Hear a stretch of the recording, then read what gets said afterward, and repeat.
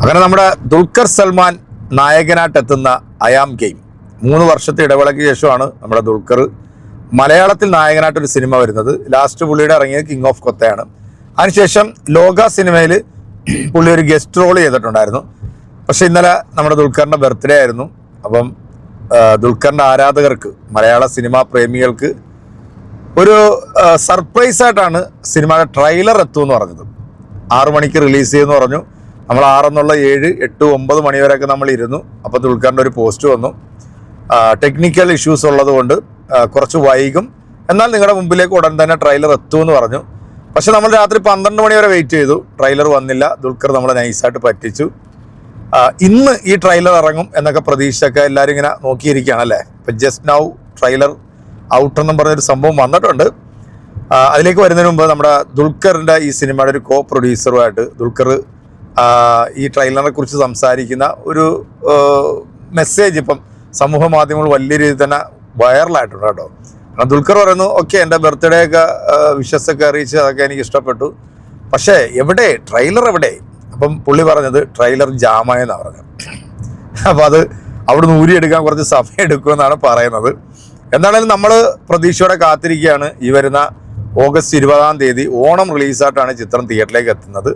Peppa ഇതിനകത്തൊരു negative shade കഥാപാത്രം ചെയ്യുന്നുണ്ട്. അതുപോലെ തന്നെ തെന്നിന്ത്യയിൽ നിന്നുള്ള പ്രഗത്ഭരായിട്ടുള്ള നടന്മാരൊക്കെ ഈ സിനിമയിൽ അഭിനയിക്കുന്നുണ്ട്.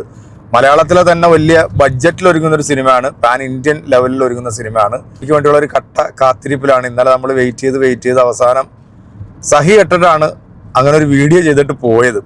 ഇപ്പം പല ആളുകളും ട്രെയിലർ ഔട്ട് നൗ എന്നൊക്കെ പറഞ്ഞുകൊണ്ട് തംബ്ലൈനൊക്കെ വെച്ചിട്ട് ഇത് വരുന്നുണ്ട്.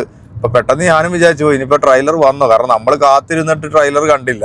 അപ്പം പിന്നെ വന്നോന്നും പറഞ്ഞ് ഞാൻ ദുൽഖറിൻ്റെ ഒഫീഷ്യൽ പേജിൽ പോയി നോക്കുമ്പോൾ ഇന്നലെ ഇട്ടിട്ടുള്ള ആ ഒരു പോസ്റ്റ് തന്നെയാണ് അതിനകത്ത് കിടക്കുന്നത്. ട്രെയിലർ എത്തിയിട്ടില്ല.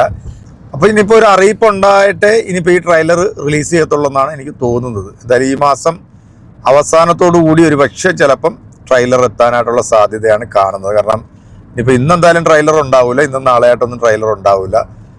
ഒരു അറിയിപ്പ് ഉണ്ടാകുന്നവരെ നമുക്ക് കാത്തിരിക്കേണ്ടി വരും. പക്ഷെ അതോടൊപ്പം തന്നെ ദുൽഖർ നായകനായിട്ട് എത്തുന്ന ശ്രീ ഒരു സിനിമയുടെ അതിൻ്റെ ഒരു ഒഫീഷ്യൽ സോങ് ഒക്കെ ഇറങ്ങിയായിരുന്നു.